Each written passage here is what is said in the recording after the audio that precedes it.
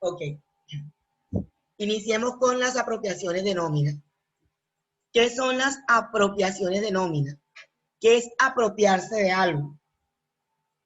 En este caso, definimos las apropiaciones de nómina como aquellos pagos que debe hacer el empleador al trabajador, que están totalmente a cargo de la empresa, pero hay que mensualmente guardar unos rubros, unos dineros, para hacer esos pagos en los tiempos que la ley me ordene.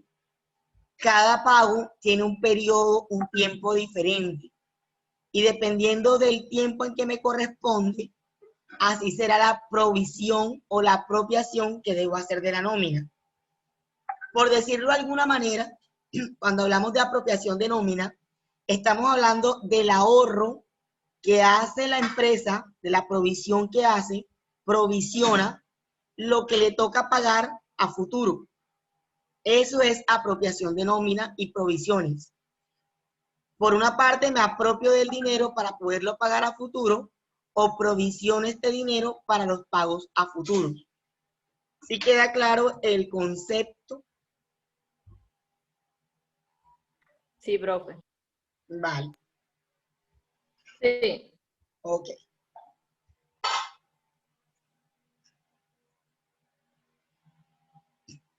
La primera apropiación que hacemos es la seguridad social. La seguridad social es la protección que la sociedad debe brindar a todo trabajador, a todo individuo y su núcleo familiar,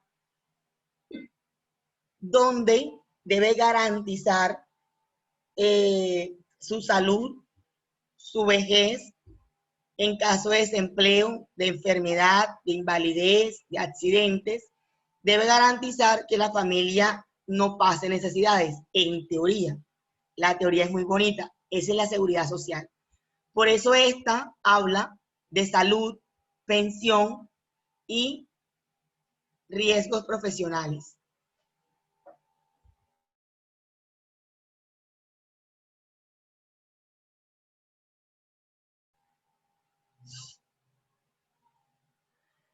¿Qué compone el sistema de seguridad social en nuestro país? Esto lo vimos cuando vimos los devengos, cuando vimos nómina.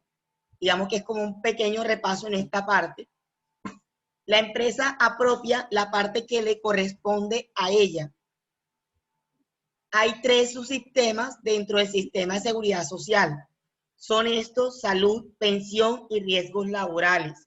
Ya sabemos que para salud le pagamos a la EPS, que pensión es a la AFP y que riesgos laborales es a la ARL. El aporte total a salud es 12,5%, del cual 8,5% corresponde al empleador y 4% al empleado. Recuerden ustedes que hay una exoneración por aportes a la EPS y dependiendo de esa exoneración, el empleador aportará o no ese 8,5% que le corresponde.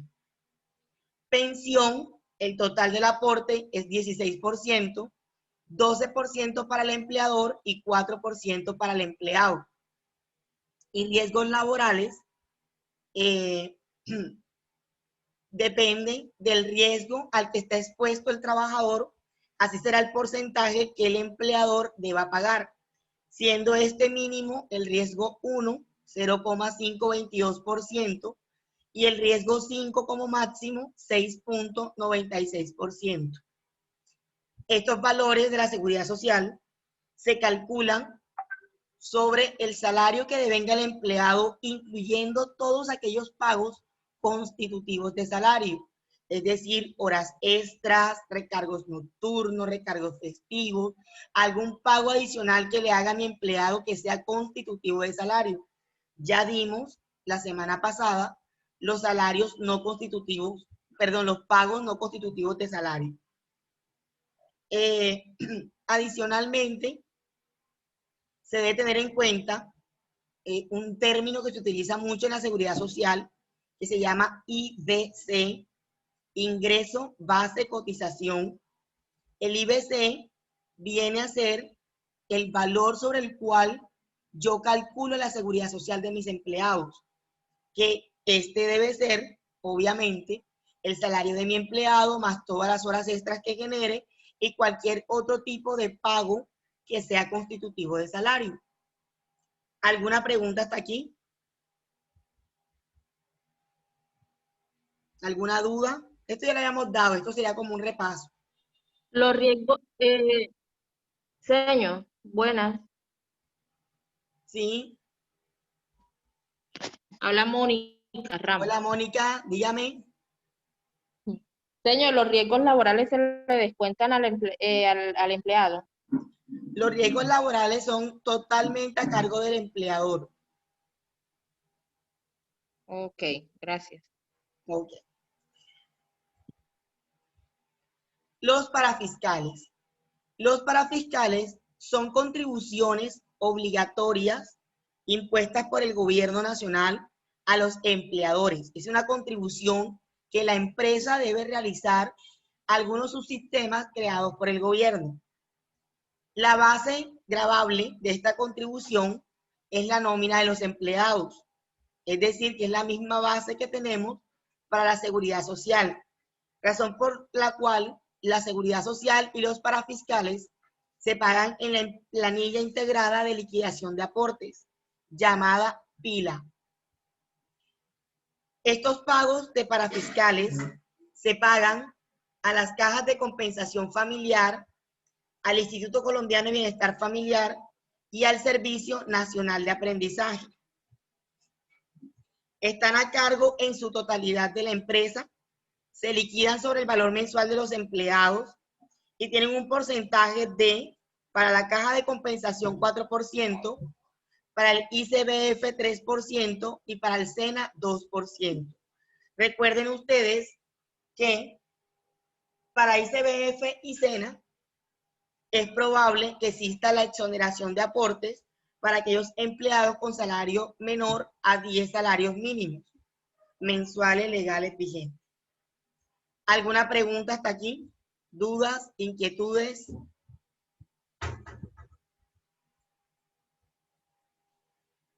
Ninguna. Okay. Las prestaciones sociales. Las prestaciones sociales son dineros adicionales al salario que el empleador debe pagar a su trabajador, vinculado mediante contrato de servicio. Estos pagos no constituyen salario, es decir, que una prestación social no puede ser base para otra prestación social o base para horas extras, ni nada que afecte los salarios. Estos pagos tienen diferentes fechas de cumplimiento.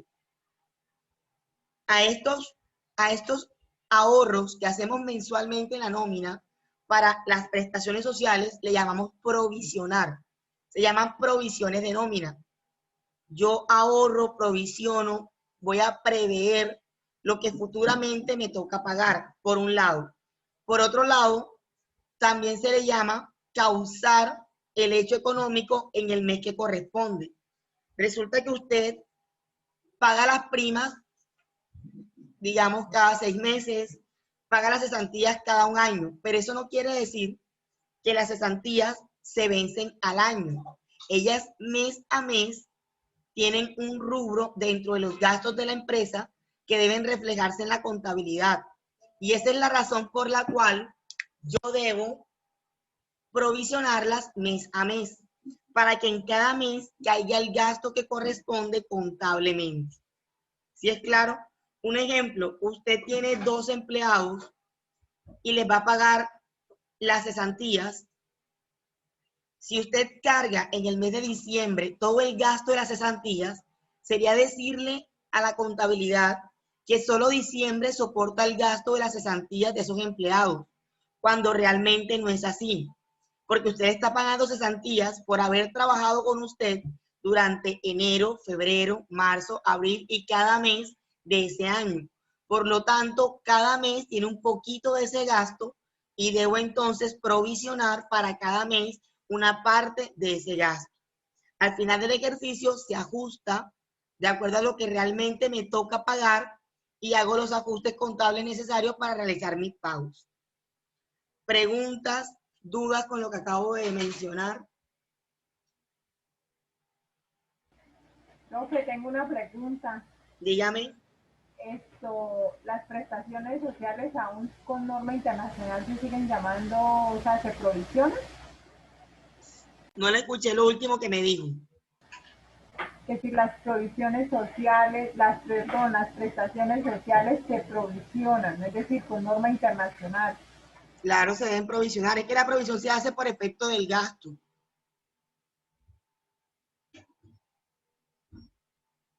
La provisión de la nómina se hace por efectos del gasto. Bajo las NIF, ¿me hablas? Señora, que me haya entendido que, digamos, con norma internacional la provisión en prestaciones sociales pues no aplica.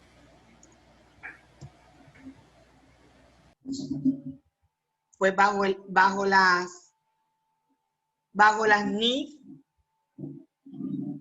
bueno, bajo las NIF no se provisiona, pero en este momento se reconoce directamente cuando se paga al empleador el concepto. Es lo que se entiende en el momento con el tema de las NIF. Pero nosotros, pues los que manejamos directamente, los que no manejamos sobre el sistema de las NIF, los que no tenemos las NIF, debemos provisionar las prestaciones sociales. Igual, aunque no las provisionemos bajo las NIF, es conveniente tener, digamos, dentro del informe lo que efectivamente debería pagarle a futuro a esos empleados, como por tener el informe de qué me toca pagar y no esperar al último momento para poderlo hacer. Realmente, aunque la provisión no la haga, debería por lo menos reconocerla, por lo menos en un informe donde yo manifieste lo que a futuro puedo estar gastándome por concepto de prestaciones sociales. Ellos la reconocen como una deuda directamente al empleado. O sea, no la reconocen como una provisión, sino como la deuda directa. Pero el efecto contablemente va a ser el mismo, porque de todas maneras va un pasivo. Los que saben contabilidad, no puedo ahondar en ese tema, sabrán que si yo hago una provisión, yo la cargo en la 26, que es un pasivo. Pero según bajo el esquema de las NIF, la cargo directamente en la 25, donde creo la deuda y no la provisión. O sea, realmente estoy de todas maneras cargando el gasto, pero no provisionándola como tal en la 26. De todas maneras tengo la deuda. O sea, el efecto contable va a ser exactamente el mismo. Lo único que cambió fue la cuenta como tal, que no la provisiono en la 26, sino que la mando a la 25 como la deuda, reconocerla como una deuda real. Exactamente, profe, o sea, ya no es provisión, no va en la 26, sino va directamente a la 25. Sí, Beneficio pero de el los efecto es, dígame. Sí, directamente a la 25, beneficio a los empleados. Sí, señora, exactamente así es. No la provisión en la 26, o sea, la provisión la hago, pero ya no la mando a la 26. O sea, la provisión la estoy haciendo, porque el hecho de cargar el rubro en la 25 mensualmente, estoy provisionando.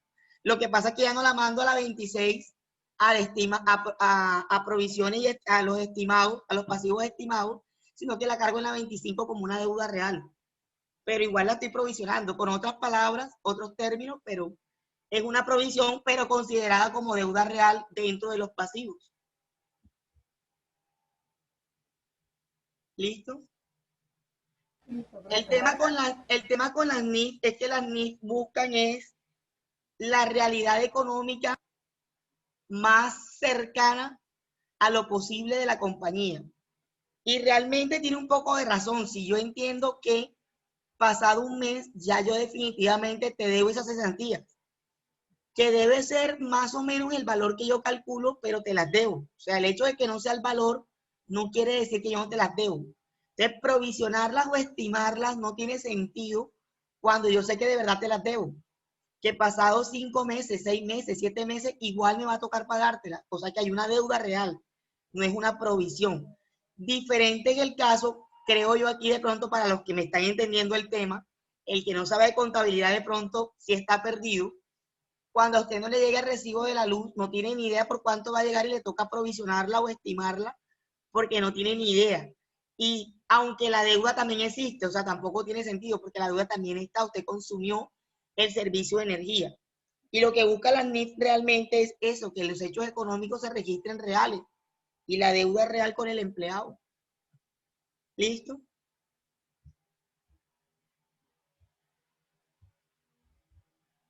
La primera prestación social que encontramos es la prima de servicios. La prima de servicios la encontramos en el artículo 306 y 307 del Código Sustantivo de Trabajo. El empleador debe pagar 30 días de salario por año de trabajo a sus trabajadores. Esto debe hacerse en dos pagos. El primer pago, los primeros 15 días, los debo pagar por tarde el 30 de junio. Los restantes 15 días los debo pagar por tarde el 20 de diciembre, aunque eso no quiere decir que las primas se paguen con fecha 20 de diciembre. Ellas se deben prorratear hasta el 30 de diciembre. En caso de que el empleado trabaje menos de un año, la prima debe ser, el pago debe ser proporcional al tiempo laborado. En su esencia, y por ahí hay una historia muy bonita, bueno, al que le gusta leer historias de la norma, sobre los inicios de la prima. Realmente la prima lo que busca es reconocer en una parte las utilidades de la empresa a los trabajadores, porque son ellos los generadores del ingreso. Si usted busca la historia de las primas por allá en el año 1948, 1947, por esos lados, antes de que llegara al Código Sustantivo de Trabajo en 1950, la razón de ser de ella era precisamente darle al empleado un poco de esas utilidades y no era a todos los empleados. Con el tiempo, ya en el Código Sustantivo de Trabajo, se parametrizó para todos los empleados con excepción de aquellos que trabajaban en casas. Yo no sé si ustedes, algunos saben, que a las empleadas del servicio doméstico, a los choferes, a estas personas no se les pagaba primas hasta hace muy poco.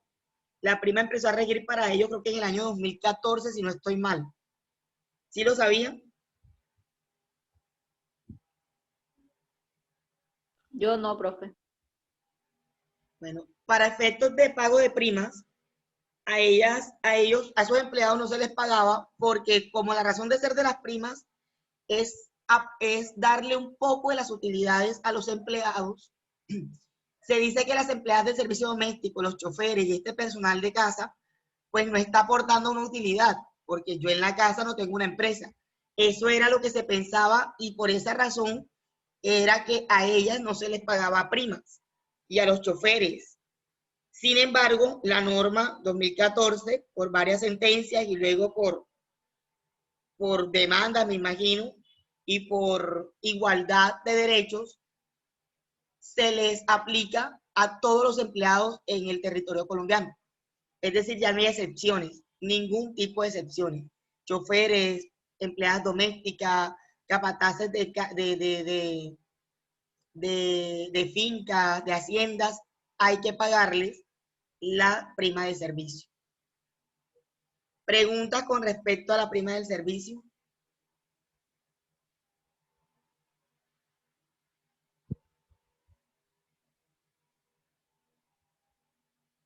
Ninguna. Ok. Vamos con el auxilio de cesantías.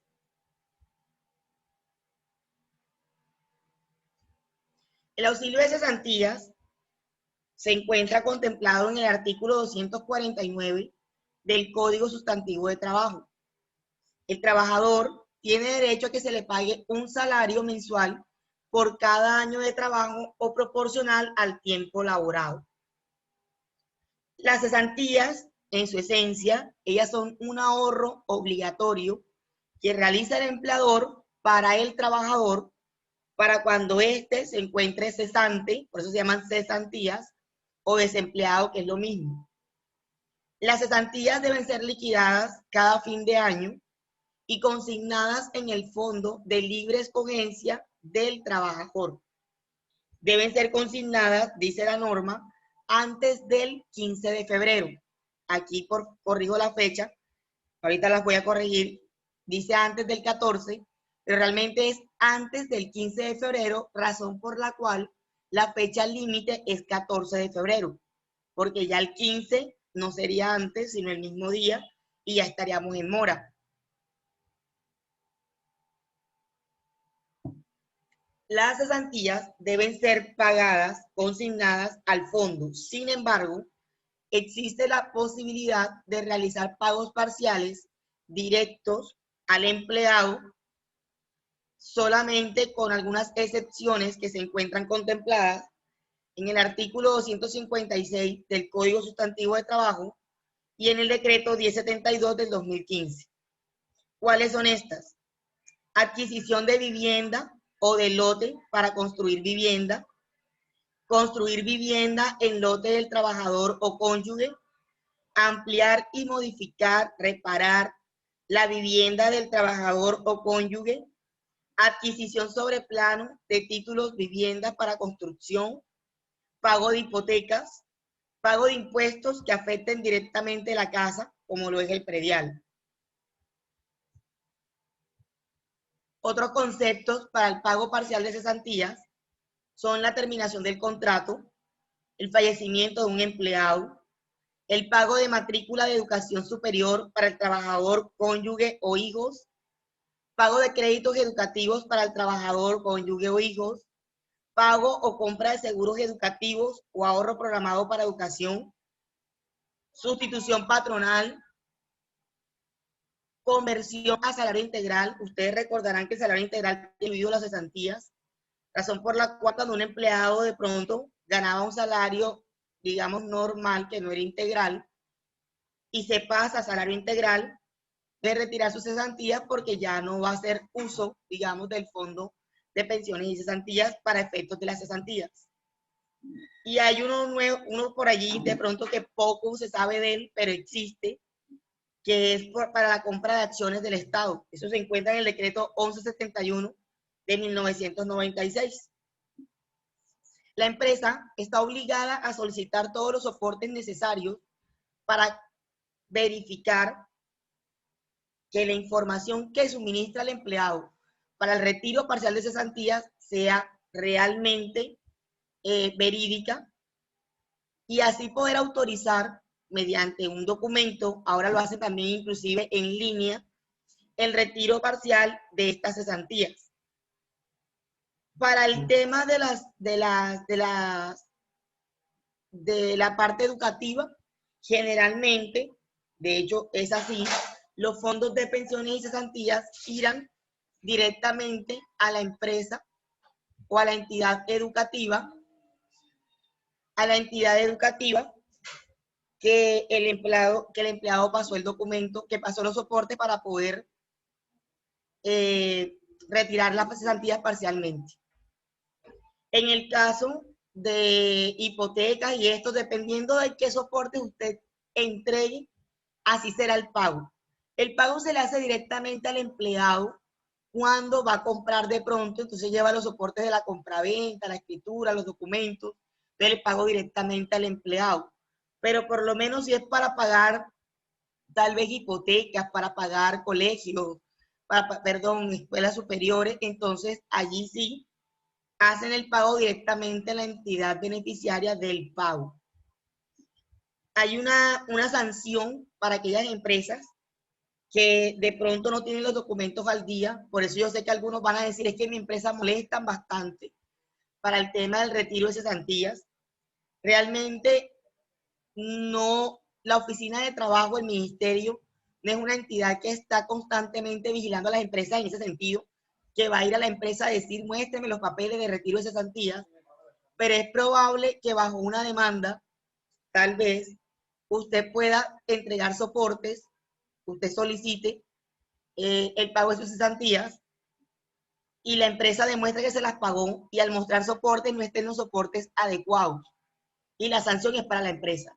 Razón por la cual la empresa evita y prefiere pedir todos los soportes tratando de cumplir con la norma. ¿Alguna pregunta? Buenas noches, profe. Pregunta, habla Julie. Dígame. Profe, en dado caso, para poder hacer un retiro parcial de cesantías, digamos en el tiempo de pandemia, decían que se podía retirar mediante una carta que dijera que la empresa tuvo un déficit y que les tuvieron que hacer descuento en nómina. Por disminución de ingresos se llama eso. Eso fue algo exclusivo por efectos de la pandemia, que el gobierno autorizó que si hubo disminución de ingresos para el empleado, la empresa autorizada al fondo de empleados el retiro parcial de las cesantías del empleado. Pero era un cierto porcentaje, ¿verdad, profe? Dígame. Un cierto porcentaje nomás, no se podía retirar todo, sino cierto valor, ¿verdad, profe? Había un porcentaje, había una norma, hubo un decreto, el gobierno sacó un decreto para ello, la verdad. No trabajé sobre ese decreto, porque en el momento que lo sacó, esa norma, yo no estaba trabajando, entonces no hice uso de él, pero lo leí, miré un poquito sobre él y sí vi que autorizó en cierto porcentaje el retiro parcial de las cesantías con carta de autorización del empleador, donde pues manifestara la disminución de ingresos para el empleado. Realmente eso fue una jugada y toda como extraña, porque lo que usted pudo haber sacado de cesantía no le iba tal vez a mejorar o a ayudar con 3 o 4 meses que le van a disminuir el salario. Pero bueno, digámoslo ahí, son estrategias del gobierno, ayudas que fomenta el gobierno ahí en voz baja, que no son como tan buenas como uno piensa. Profe, disculpe, yo tengo una pregunta. Si la empresa, es decir, yo tenía contrato hasta junio, un ejemplo, de enero a junio. En junio me liquidan y me pagan todos los conceptos, primas, cesantías, pero en julio me retoman contrato y digamos que en noviembre vuelve y se termina y vuelven y me pagan. Para la empresa eso, o sea, ¿lo puede hacer o siempre se deben consignar sí o sí? La empresa te contrata cada 6 meses por lo que escucho. Hola. Sí, sí, señora. Te contrata 6 meses, te liquida y te vuelve a contratar. Sí, señora. Bueno, realmente, en primer lugar, ahí hay un tema de, ¿cómo se llama? ¿Cómo es la palabra? Déjame, me acuerdo que yo la dije qué día. Bueno, ahorita me acordaré. O sea, el contrato realmente no está siendo interrumpido. Legalmente no, porque si tú, me imagino que sales el 30 de junio y entras el 1 de julio. ¿Cierto? No te dan ni una semana siquiera de espera. Sí, sí, señora. Bueno, ahí realmente ¿cómo es la palabra? Dios mío, se me olvidó, se me escapó. Pero ahí realmente el contrato continúa. Ahora, acuérdate que las prórrogas por periodos inferiores a un año no pueden pasar de 4 prórrogas. No puede llegar a las 4. Siendo así, si aún lo siguen haciendo, que no debería hacerlo, porque ya la prórroga debería ser ya mínimo a un año, ellos te pueden liquidar todo y volverte a pagar, sí, siempre y cuando no hubiese, el contrato no fuera consecutivo. O sea, el error no está en la liquidación, el error está en el tipo de contrato que estás llevando. Porque igual ellos te están pagando lo justo y lo que es, pero el tipo de contrato no es el adecuado. Y si el tipo de contrato no es el adecuado, pues por ende la liquidación y todo lo que venga con él no va a ser el adecuado. Porque realmente debería hacerte una prórroga del contrato, más no cancelarlo y continuarlo. O sea, no tiene Sí, sentido porque es que... cancelarlo y continuarlo, continuidad laboral. Ya cuando dije la palabra, tienes continuidad Mm, laboral. O sea, tienes sí, porque es continuidad que, o laboral. sea, la excusa que ellos, lo que ellos comentan es, como ellos tienen contrato con las entidades de salud, digamos, hacen contrato 3 meses, un ejemplo, y termina ese contrato y vuelven a licitar y bueno, siguen, pero con otro contrato. Entonces ellos, así como liquidan el contrato con la entidad, con el hospital, así mismo liquidan personal. Bueno, la pregunta es, ¿tu contrato es a término fijo o es por hora labor contratada? a término fijo lo estaban haciendo. Porque en ese caso lo que la empresa debería hacer para curarse en salud es hacerlo por obra o labor contratada. Porque tendría sentido legal si yo digo que te contraté por 6 meses, porque el contrato con la empresa para la cual tú me prestas el servicio dura 6 meses. ¿Sí ves? Y yo lo termino porque realmente tengo prueba legal de que ese contrato terminó en 6 meses, sino que me lo volvieron a renovar y yo volví a renovar el contrato. O sea, ahí sí sería algo diferente porque es por obra o labor contratada, el contrato. Pero cuando es a término fijo y yo lo que hago es que lo termino hoy y lo inicio mañana, ahí tengo es continuidad laboral. Ahí realmente no hay ninguna terminación de contrato. Eso es falso. No hay terminación porque yo estoy continuando con la labor. No es el tipo de contrato que deben manejar la empresa. Debería ser por obra o labor contratada. Es lo ideal. Porque de hecho tú puedes trabajar para la empresa. Listo, profe. Mira, tú puedes trabajar para la empresa 6 meses porque la empresa tiene un contrato con el hospital X, ¿cierto? Pero el 1 de julio contrató con el hospital Y y tú te vas para el hospital Y, que es otro contrato. Entonces es válido cambiar el contrato de obra labor porque son 2 contratos diferentes, fíjate la diferencia.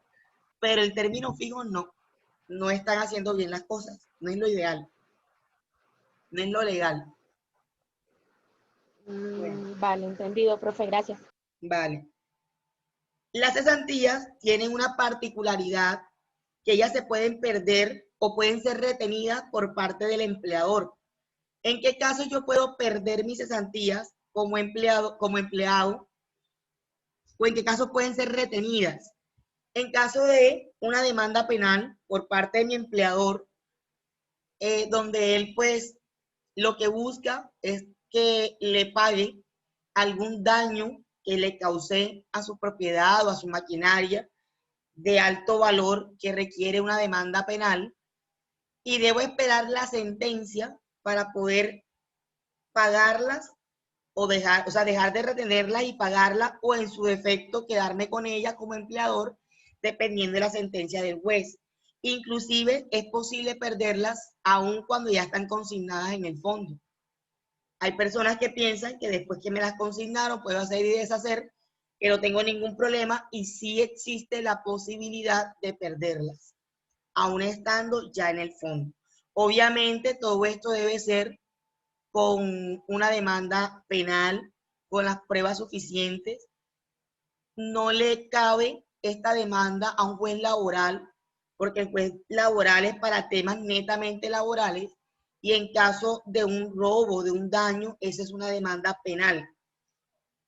En este caso se ha conocido de empleados que tienen la demanda penal por parte del empleador y van y demandan al empleador para que le pague las cesantías, y lo que va a hacer el juez laboral es decirle que no puede dar sentencia de esa demanda laboral hasta que el juez penal no declare la sentencia sobre la demanda penal, para saber si efectivamente deben pagarte o no las cesantías. Claro, hasta allí. ¿Preguntas? Una pregunta, profe, habla Julie. Dígame. Profe, Alzame un poquito la voz, que no sé qué pasa con mi audio, que se escucha lejos. ahora sí me Hola.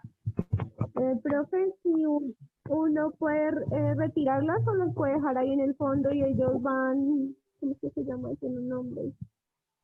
Si uno no las quiere retirar, no se vaya, así termine el contrato con la empresa, digamos, X puede ser por venir. Si las Bueno, dejo en el fondo, ¿se pueden dejar hace cierto tiempo? te puedo decir, Julie, que yo tuve unas cesantías durante 5 años sin estar trabajando con la empresa. Y tengo una experiencia sí se puede. Tuve una experiencia de una persona que necesitó de mi ayuda para poderla retirar porque habían pasado 25 años. Y él no sabía que las tenía en el fondo. Y trabajando en otra empresa fue a retirarlas y el fondo le preguntó que cuál de las dos, y fue cuando se enteró que tenía una cesantía desde hace 25 años, que en su momento fueron 90.000 pesos, y cuando la fue a retirar fueron 1.800.000 algo, con los rendimientos financieros que se causaron en 25 años. Fue un trabajo duro porque la empresa ya no existía y tocaba demostrar que la empresa no estaba, que él ya no estaba en esa empresa. O sea, fue bastante duro, pero se logró. Es decir, que tú no pierdes ese derecho. Inclusive las cesantías, si alguien fallece, un trabajador, puede reclamarla sus beneficiarios que están contemplados en la ley, el cónyuge, los hijos, los padres, hasta, creo que hasta el 5º grado de consanguinidad las pueden heredar. Es decir, que si no tengo hijo, no tengo papá, no tengo hermano, puede reclamarla a un tío, un sobrino, ¿sí? Creo que es hasta el 5º grado de consanguinidad, o sea que ellas no se pierden. Tampoco se pierde lo que usted deposita en el fondo de pensiones. Hablo del fondo de pensiones de los privados. Muchas personas les ha muerto un familiar y esa persona en su momento trabajó 5 añitos y aportó 5 años al fondo. Entonces nadie reclama porque piensan que esos dineros ya se pierden. No, usted hace un proceso legal, lo que pasa es que a veces el desgaste es bastante grande porque obviamente ellos ponen unas trabas, mejor dicho, para que uno no reclame, pero igual el dinero está y es de la persona, está en una cuenta individual y su esposa o su esposo o los hijos pueden ir y reclamarlo. De hecho, cuando usted cumple la edad y no tiene las semanas cotizadas, usted reclama la devolución del dinero y se la da. Yo hace poco hice una reclamación como por 90 y algo de millones. De esta señora fue feliz porque pensó que esa plata se perdía, porque no pensó que se la fueran a devolver, pero claro, el fondo las devuelve, el fondo privado. Entonces, para el tema de las cesantías, no se pierden, puedes dejarlas 20, 30 años ganando intereses allá, que no pasa nada. ¿Vale? Se escuchó robotizado. Señor, Se escuchó robotizado. señor, Dígame. ¿me Dígame. escucha bien ya? Sí, dígame. Y si, por ejemplo, tienen 10. Señora.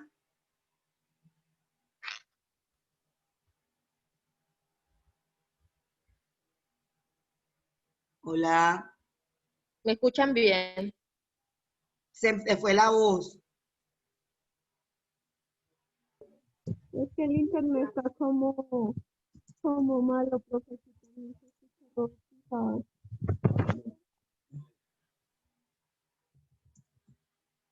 Dígame.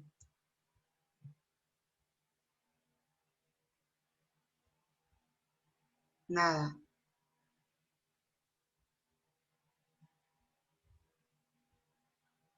Bueno, continuemos entonces.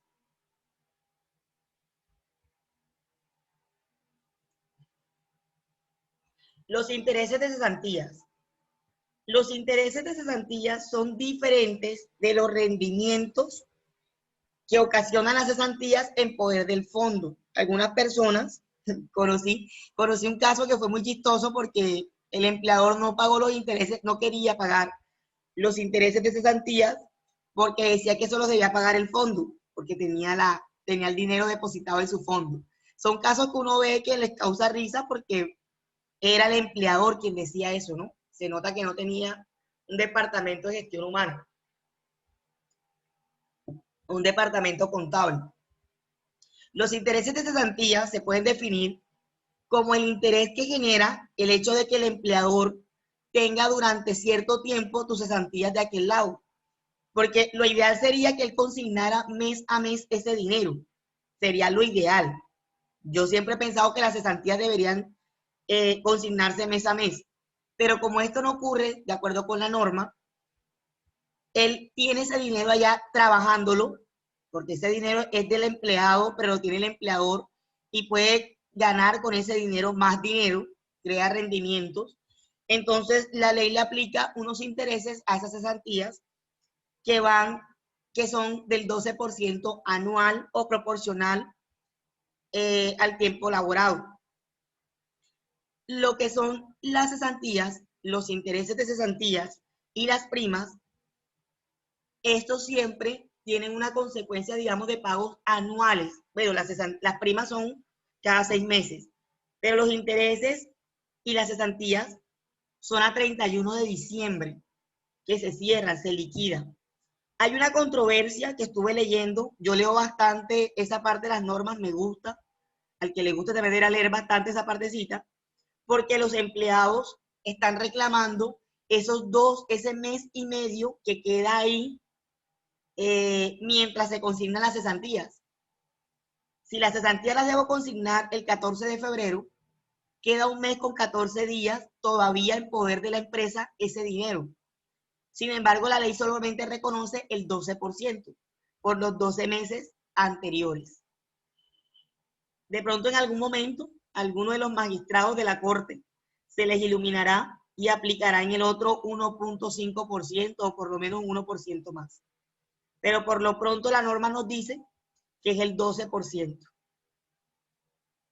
Los intereses de cesantías deben ser pagados a más tardar el 31 de enero del siguiente año en las cuales se liquida.